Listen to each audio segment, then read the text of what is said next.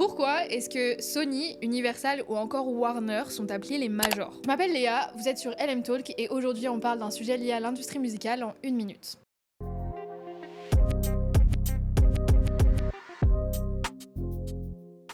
Le terme major vient de l'expression anglo-saxonne Majors Companies, qui veut littéralement dire grandes entreprises. Dans l'industrie musicale, il désigne les groupes les plus puissants, ceux qui gèrent la majorité du marché de l'industrie musicale. Historiquement, les majors n'étaient pas seulement 3, mais en fait 6. On parlait alors des Big Six, jusque dans les années 80. Mais à force de fusions, rachats et fermetures, le nombre a été drastiquement réduit. Aujourd'hui, seuls 3 majors subsistent réellement.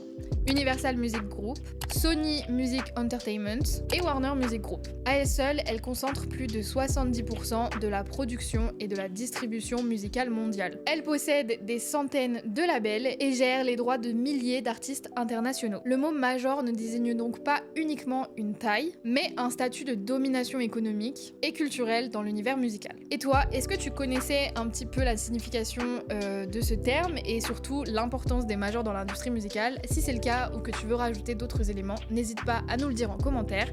En tout cas, nous on se retrouve pour un prochain sujet lié à l'industrie musicale.